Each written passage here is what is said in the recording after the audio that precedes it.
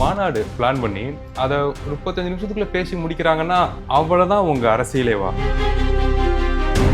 இங்க ஆல்ரெடி இருக்க தலைவர்களை வச்சு அவங்க விதைச்ச விதைகளை வச்சு அரசியல் கட்சிகள் பல கட்சிகள் ரொம்ப ஸ்ட்ராங்கா இருக்கப்ப அந்த தலைவர்களை எடுத்து வச்சு நான் ஒரு அரசியல் பண்றேங்கிறது எந்த வகையில மாற்று அரசியலா இருக்குங்கிறது என்னோட கேள்வி. அவரோட ஃபேன்ஸுக்கு என்ன அரசியல் புரிதல் இருக்கு? இல்ல இப்ப திமுக இருக்காங்க, தொண்டர்கள் இருக்காங்க, அமைச்சர்கள் இருக்காங்க, அவங்க கிட்டே போய் கேளுங்க. திராவிடம்னா என்னன்னு கேளுங்க, அவங்களுக்கு தெரியுமா? ரைமிங் டைமிங் எல்லாம் சினிமாக்கு ஓகேங்க, தமிழ்நாட்டுக்கு அப்படி ஒரு முகம் தேவையான்னு தான் நான் கேட்கிறேன். இந்த முகம் தமிழ்நாட்டை மாத்த போகுமா? இந்த முகம் தான் மாத்த போகுது. அப்படியா? ஆமா, இந்த முகம் மாத்த போறதுனாலதான் அவர் தாவேக்கான ஒரு கட்சியை ஆரம்பிச்சிருக்காரு. நியூஸ் டிஎன் நேயர்களுக்கு வணக்கம். இன்று நம்மோடு இணைந்திருக்கும் சிறப்பு விருந்தினர் அரசியல் விமர்சகர் திரு அருணோதயன் அவர்கள் இணைந்திருக்கிறார். வாங்க அவர்கிட்ட பேசிடலாம். வணக்கம். வணக்கம். எப்படி இருக்கீங்க? நல்லா இருக்கு. சரி, தமிழகத்தில் பார்த்தீங்க அப்படின்னா இந்த தேர்தல் அரசியல் கிளம்ப பண்ணுறது ஒரு 4 மாதம் 3 மாதங்களுக்கு முன்னாடி தான் ஆரம்பிக்கும். ஆனால் இப்போ 9 மாதங்களுக்கு முன்னாடியே ஆரம்பிச்சிருச்சு. அதுக்கு காரணம் விஜய் அவர்கள் அரசியலுக்கு வந்தது தான் அதற்கான காரணம் அப்படின்னு சொல்கிறாங்களே, அது உண்மைதானா? உங்களுடைய கருத்து என்ன? ஆமாங்க, ஏன்னா அவராக இருக்கட்டும், அவர் கட்சிக்காரங்களாக இருக்கட்டும், அரசியல் ஒரு விஷயம் புரியாமலே அரசியல் பண்ணிட்டு இருக்காங்க. ஸோ அவங்க கிட்டேருந்து அரசியலை காப்பாற்றணும் அப்படிங்கிறதுனால தான் அரசியல்வாதிகளெல்லாம் அரசியல் பண்ண ஆரம்பிச்சிட்டாங்க. புரியாம அரசியல் பண்றாங்களா சார்? அரசியல் மேடை பேச்சில் ஏறி அவ்வளோ விஷயம் கண்டன ஆர்ப்பாட்டம்லாம் தெரிவிக்கிறாரு. புரியாம அரசியல் பண்றாங்கன்னு சொல்றீங்களே, அவ்வளோ ஃபேன் பேஸ் இருக்கு, அவ்வளோ தொண்டர்கள் இருக்காங்க, லட்சக்கணக்கில் மக்கள் கூடியிருக்காங்க இந்த மாநாட்டுக்கு. அப்புறம் எப்படி சார் அதை சொல்ல முடியும்? இல்லை, 35 நிமிஷம் இவ்வளோ பெரிய மாநாடு பிளான் பண்ணி அதை 35 நிமிஷத்துக்குள்ள பேசி முடிக்கிறாங்கன்னா அவ்வளோதான் உங்க அரசியலேவா?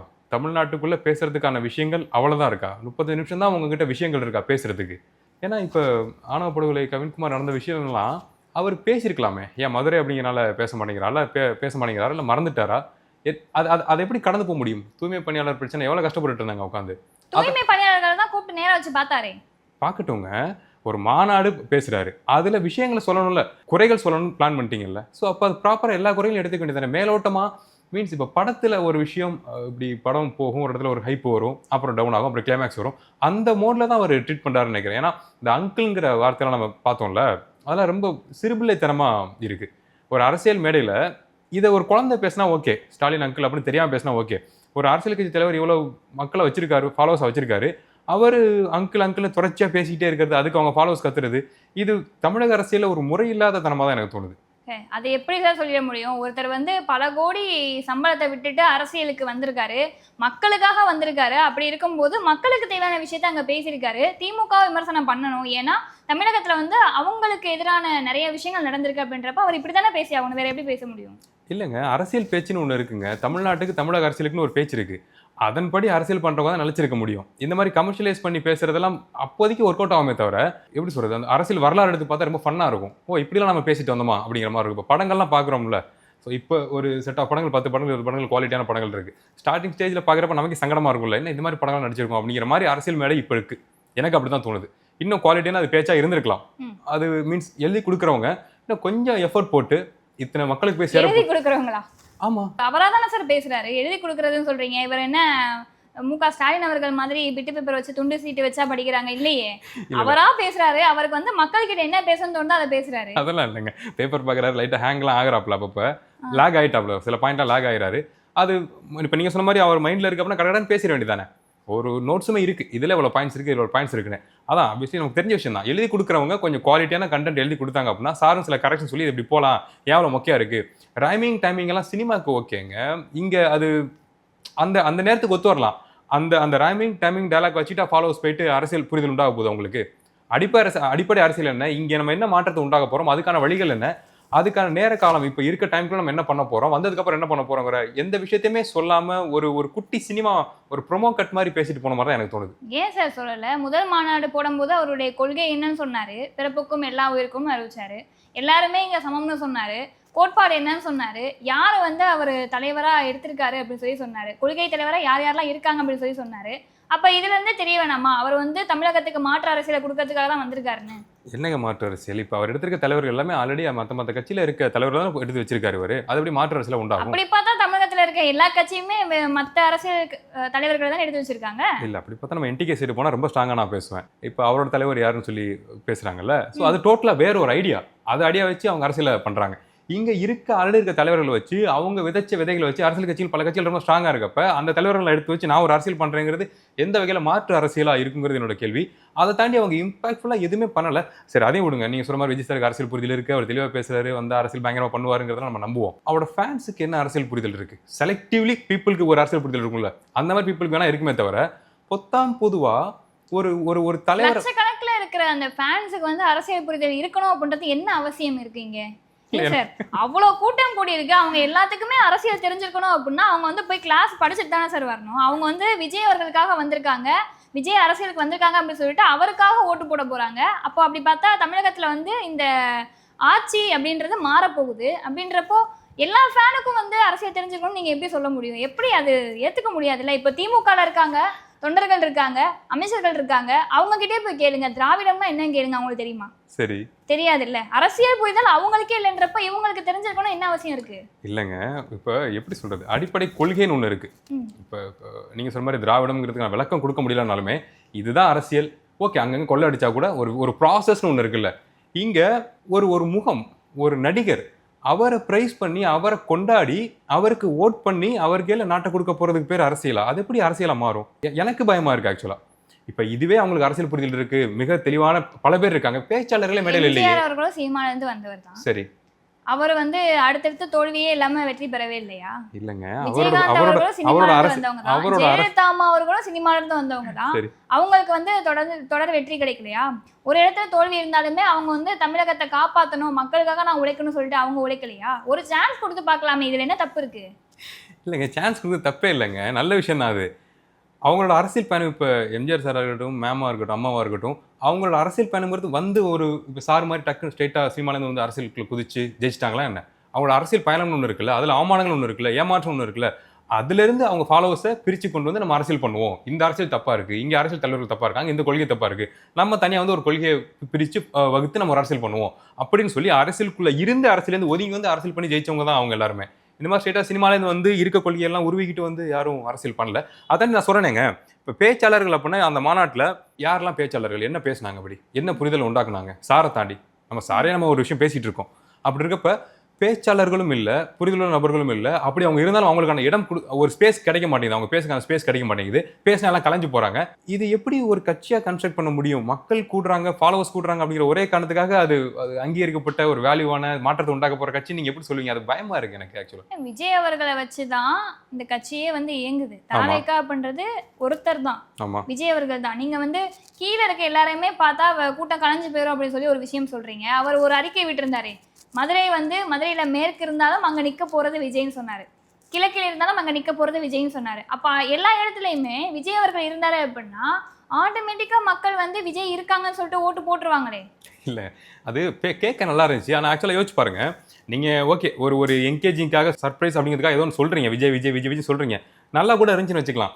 ஆனா அதை முடிச்சதுக்கு அப்புறம் உண்மையாவே அந்தந்த பகுதியில் யார் நிக்க போறான்னு பேர் சொல்லியிருந்தீங்கன்னா, அங்க நிக்க போற எம்எல்ஏ கேண்டிடேட் சொல்லியிருந்தீங்கன்னா எவ்வளவு வேல்யூவா இருந்திருக்கும். இல்ல, எல்லா மாநாட்டிலையுமே இப்ப திமுகவா இருக்கட்டும், இல்ல வேற பிற கட்சிகளா இருக்கட்டும், அவங்க எல்லாருமே இந்த தொகுதியில இவர் தான் நிக்க போறாங்கன்னு சொல்லிட்டு மாநாட்டிலையா சார் சொல்லுவாங்க? என்ன சார் நியாயமா இருக்கு? மாநாட்டுல ஏறிட்டு இவர் வந்து இங்கதான் நிக்க போறாரு, நீங்க வந்து அவரை பாத்துக்கோங்க அப்படின்னு சொல்லிட்டு மாநாட்டுல எப்படி சொல்ல முடியும்? அவர் தனியா தான் லிஸ்ட் போட்டு தனியா கொடுப்பாரு, இதுக்கப்புறம் தான் கொடுப்பாரு. என்ன விஷயம்னா, எஸ், எனக்கு அதெல்லாம் புரியுது, மிக தெளிவா நானும் பேசிட்டு இருக்கேன். என்னன்னா, அப்படி நீங்க சொன்னீங்கன்னா பேர் மட்டும் சொன்னாலே போதும், அவருக்கும் சரி, அந்த வேட்பாளருக்கும் சரி, அவர் குடும்பத்தை சார்ந்தவங்களுக்கும் சரி, மக்களுக்கும் சரி, அது தெரிய வரும், அது ஒரு வேல்யூவா மாறும். அங்க கூட ஸ்பேஸ் கொடுக்காம விஜய் விஜய் விஜய் விஜய்னு ஒரு முகத்தையே நீ தூக்கி நிறுத்துறதுங்கிறது தமிழ்நாட்டுக்கு அப்படி ஒரு முகம் தேவையான்னு தான் நான் கேட்கிறேன். இந்த முகம் தமிழ்நாட்டை மாத்த போகுமா? இந்த முகம் தான் மாத்த போகுது. அப்படியா? ஆமா, இந்த முகம் மாத்த போறதுனாலதான் அவர் வந்து தாவேக்கான ஒரு கட்சியை ஆரம்பிச்சிருக்காரு. அவர்தான் முதலமைச்சர். எனக்கு ஒரு டவுட் இருக்கு. தமிழக வெற்றி கழகமா டிவிக்கேனா தளபதி விஜய் கழகமான்னு எனக்கு ஒரு டவுட் இருக்கு. தளபதி விஜய் கழகம் சார், தமிழக வெற்றி கழகம் தான் அது. அதை எப்படி சொல்லிட முடியும்? தமிழகத்தை மாத்தணும்னு சொல்லிட்டு வந்தவர் தானே இவரு, மக்களை மாத்தணும்னு சொல்லிட்டு வந்தவர் தானே இவரு. அது எப்படி தளபதி வெற்றி கழகமா இருக்கும்? சார், இப்ப பாத்துக்கிட்டீங்க அப்படின்னா தாவேகா வந்து திமுகவோட மறு உருவம்னு சொல்றாங்க. ஏன்னா தாவேகா பேசுற விஷயம் வந்து திமுக ஆல்ரெடி பேசின விஷயமா இருக்கு. அதை தாண்டி மக்களுக்கு அவர் எதுவுமே பேச ஆரம்பிக்கல. இதை பத்தி உங்களுடைய கருத்து என்ன? அப்படிதான், அதை தான் ஒத்துக்கிட்டு ஆகணும். ஏன் அப்படின்னா, டிஎம்கே ஆட்சியில் இருக்கப்ப என்ன பேசுதோ, என்ன பேசிட்டு இருக்கோ, அதைத்தான் அவங்க ஆட்சியில் இல்லாமல் எதிர்த்து பேசுகிறாங்க. அதை தாண்டி நாங்கள் இந்த விஷயத்தில் இதில் என்ன சொல்யூஷன் கொண்டு வருவோம், ப்ராக்டிக்கலாக என்ன பண்ணுவோம் அப்படிங்கிறத சொல்லலை. அதுதானே இங்கே தேவை. இப்போ நான் பேசுவேனே, இது தப்பா இருக்கு, இது தப்பா இருக்கு, இது ரொம்ப ரொம்ப தப்பா இருக்கு, இது ரொம்ப ரொம்ப அதோட தப்பா இருக்கு வித் ப்ரூஃபோட நான் பேசுவேன். அது எல்லாரும் பேசலாம். அதை தாண்டி நாங்க வர்றப்ப என்ன ப்ராசஸ்ல அதை சரி பண்ண போறோம், என்ன பாசிபிலிட்டிஸ் இருக்கு, ப்ராக்டிக்கல் பாசிபிலிட்டிஸ் என்ன இருக்கு அப்படிங்கறத பேசினா நம்பிக்கை வரும். பேச்சு எல்லாரும் பேசலாம். அதை தாண்டி அதிகாரம் கொடுத்தா தான் நான் மக்களுக்காக இறங்கி வேலை செய்வேன், எனக்கு முதலமைச்சர் பதவி கொடுத்தா தான் நான் வேலை செய்வேங்கிறது எவ்வளவு பெரிய ஆபத்தான ஒரு எண்ணம் அது. மக்கள் கூட இருந்துகிட்டே இருக்கணும், போராட்டங்கள் ஆர்ப்பாட்டங்கள் நடத்திக்கிட்டே இருக்கணும், அவைலபிளா இருக்கணும், வேர்க்கணும், தொண்டை வத்தி போகணும், எனர்ஜி ட்ரெயின் ஆகணும், போராட்டம் ஆர்ப்பாட்டம் மக்களுக்காக நிக்கிற ஒரு தலைவர் அதை தானே பண்ணி ஆகணும். அதான ப்ராசஸ். அதெல்லாம் பார்த்து மக்கள் என்னப்பா நமக்காக அப்ப தமிழ்நாட்டுல வந்து திமுக ஆட்சியை சரியா செய்யறாங்க, மக்களுக்கு எல்லா விஷயம் நல்லா செய்யறாங்கன்னு சொல்றீங்களா? இல்ல, அது தனி டாபிக். அது இப்போ எனக்கு பேசிக்காவே வந்து சென்னை ரொம்ப பிடிச்ச சிட்டி. சென்னை பிடிச்சனால தான் நான் காலேஜ் சென்னையில் சேர்ந்தேன். ஆனால் நான் காலேஜ் சேர்ந்ததுலேருந்து இப்போ வரைக்கும் சென்னையோட பிரைமான சில ஏரியாவை தவிர மற்ற எந்த ஏரியாவுமே சென்னை மாதிரியே ஃபீல் ஆக மாட்டேங்குது. தமிழ்நாட்டோட தலைநகர் சென்னை ஒரு ரோடு ஏன் நீட்டாக இருக்க மாட்டேங்குது? ஒரு ரோடு சாதாரண தார் சாலை ஒரு தெருவில் ஏன் நீட்டாக இருக்க மாட்டேங்குது? ஏன் குண்டு குழிமா இருக்குது? எப்போவுமே அங்கேயே பேசிக் எரர் ஆரம்பிக்குது. ஸோ அது பெரிய டாபிக். அது டிஎம்கே எரர், ஃபுல் எரர் தான், சரி பண்ண முடியாத எரர். அது சரி பண்ணவே முடியாது. ஏன்னா அது ஹோல்சமாக டாப் டு பாட்டம் ஹோல் எரராக இருக்குது. அந்த எரர் எழுத்தோம்னா கட்சியே இல்லாமல் போயிடும். ஸோ அப்படி இருக்கப்போ அது வேறு டாபிக். அது இங்கே இவங்க பண்ணுறதை என்னால் ஏற்றுக்க முடியல. அவங்களும் அதே தான் பண்ணிகிட்டு இருக்காங்க. நீங்கள் ஒரு புது கட்சி ஸ்டார்ட் பண்ணுறீங்க, அதில் குறைகள் இல்லாமல் அரசியல் புரிதல் நபர்களை உள்ளே எடுத்து அவங்களோட இன்புட் எடுத்து, எஸ் என்கிட்ட புரிதல் கம்மியாக தான் இருக்குது, நான் விஜய் சாருக்கு சொல்கிறேன், எனக்கு இன்னும் தெளிவான ஐடியா இல்லை, நீங்கள் இன்புட் கொடுங்க, அதை நான் புரிஞ்சு ஏற்றுக்கிட்டு நான் வளர்ந்துடுறேன். எப்படி சார் ஒரு தலைவரா இருக்கும்போது எனக்கு எதுவுமே தெரியலன்னு சொல்ல முடியும்? எதுவுமே இல்லைங்க. அரசியல் எல்லாருமே எப்படி 50 வயதாவது அவருக்கு. சரி, ஒரு அரசியல் அமைப்பு படி பார்த்தோம் அப்படின்னா 18 வயதுல இருக்கிறவங்க ஓட்டு போடலாம். சரி. 25 வயசு வந்துருச்சு அப்படின்னா எம்எல்ஏ எம்பி கேண்டிடேட்டா நிக்கலாம். சரி. வயது வரம்பு அதுதான். சரிங்களா? அப்படி இருக்கும்போது இவருக்கு 50 வயசு ஆயிடுச்சு, இவருக்கு வந்து அரசியலே தெரியாம உள்ள வந்திருப்பாரு நீங்க நம்புறீங்களா? அரசியலே தெரியாம வரலன்னு சொல்லலங்க, இன்னும் புரிதல் கம்மியா இருக்குன்னு சொல்றேன். தமிழ்நாட்டோட கல நிலவரத்தை அவர் பார்த்திருக்காரு. புரிதல் இருக்கிறதுனாலதான் யாரை வந்து நம்ம அட்டாக் பண்ணோம் அப்படின்னா மக்கள் வந்து நம்ம கிட்ட திரும்புவாங்க அப்படின்னு சொல்லிட்டு சரியா பேசுறாரு இவரு. இப்ப மக்களுக்கு தேவையான விஷயத்தையும் இங்க பேசதான் செஞ்சாரு, இல்லைன்னு சொல்லல. திமுக அப்படின்றது திமுக மேல தமிழகமே அதிருப்தியில இருக்கு. அப்ப திமுக அட்டாக் பண்ணி பேசிதான் ஆகணும். திமுகவே அட்டாக் பண்ணாரு, அதிமுகவே அட்டாக் பண்ணாரு, பாஜகவே அட்டாக் பண்ணாரு, எல்லாரையுமே அட்டாக் பண்ணி பேச தானே செஞ்சாரு. இதுக்கு மேல ஒரு தலைவரா என்ன பேசணும்? மேம்பட்ட பேச்சாதாங்க எல்லாமே இருக்கு.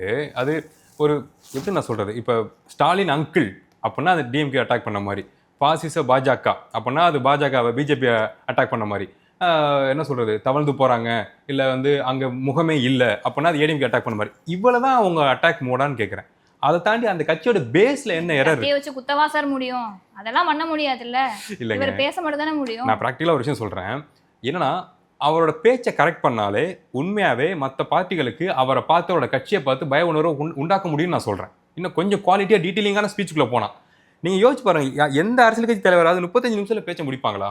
அது என்ன கணக்கு? அது 35 மினிட்ஸ்ங்கிறது என்ன கணக்கு? ஸ்டாலின் அவர்கள்லாம் காமனத்துல பேச்சு முடிச்சதெல்லாம் இருக்கு சார். அவரால் பேச முடியாதுங்க, அவருக்கு வயசாயிருச்சு, அவரால் அவ்வளவுதான் முடியும். அவருக்கு என்ன பேசுவார், எப்படி ரோல் ஆகுங்கிறது நமக்கு தெரியும்.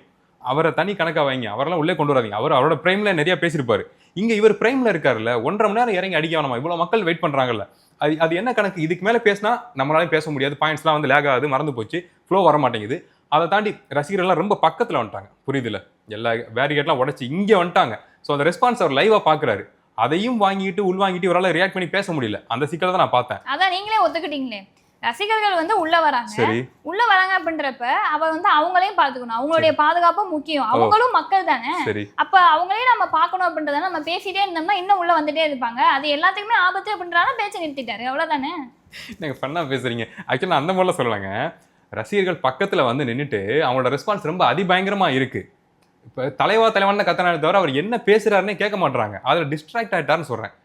டிஸ்ட்ராக்ட் ஆனாலுமே திருப்பி பாயிண்ட்ஸ் எடுத்து பேசணும்ல.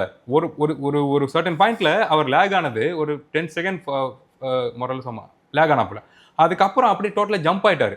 ஒரு ஃப்ளோ இருந்துச்சு இல்லை, அது டோட்டலாக கட் ஆயிடுச்சு. டு பி ஃப்ராங்க் நான் சொல்றேன், அவரோட ஐடியா மீன்ஸ் அந்த ரேம்ப் வாக் இருக்குல்ல, அது அந்த ரேம்ப் வாக் ப்ராப்பரா இருந்திருந்தாலே அவரோட ஸ்பீச் இன்னும் குவாலிட்டியா இருந்திருக்கும். ஏன்னா அவர் எனக்கு தெரிஞ்சு கணக்கு படி ஒரு 45 நிமிஷம் மேலே பேசுறது ஐடியாவா இருந்திருக்கும். மினிமம் மேக்ஸிமம் 1 ஹவர் பேசுறதா ஐடியா வந்திருக்கும். அப்படி தான் சொல்லிக்கிட்டாங்க.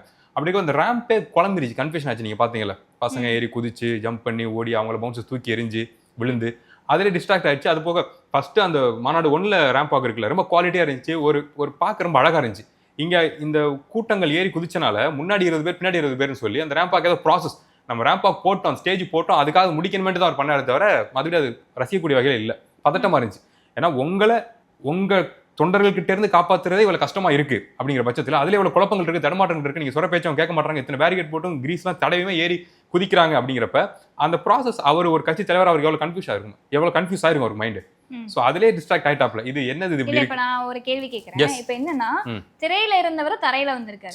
சரிங்களா? திரையில நம்ம நிறைய பார்த்து விசில் அடிச்சிருப்போம், என்ஜாய் பண்ணிருப்போம், எல்லாம் பண்ணிருப்போம். இப்ப தரையில வந்து நேருக்கு நேரா நிக்கிறாரு அப்படின்னா அவரை நீங்க பாக்குறீங்க அப்படின்னா அரசியல்வாதியா பாப்பீங்களா, இல்ல நம்ம தலைவர் நம்ம டிவியில பார்த்தோம் நேர்ல வந்துட்டாரு இவருக்காக நம்ம வந்து நிக்கணும் அப்படின்னு சொல்லிட்டு பாப்பீங்களா? நிக்கணும் மீன்ஸ் ஏறி குதிக்கிறது சொல்றீங்களா? அவருக்கான ஏறி குதிக்கிறதுலாம் இல்ல, அவருக்காக துணை நிக்கணும் அப்படின்னு சொல்லிட்டு பாப்பீங்களா, இல்ல வந்து ஒரு அரசியல்வாதி இவர்கிட்ட போக கூடாதுன்னு சொல்லிட்டு பயந்து தள்ளி போவீங்களா? தாராளமா அவருக்கு அரசியல் மற்ற தலைவர்களோட நம்ம ஹீரோக்கு புரிதல் இருக்கு அப்படின்னா கண்டிப்பா அவர் கூட நின்று ஆகணும்.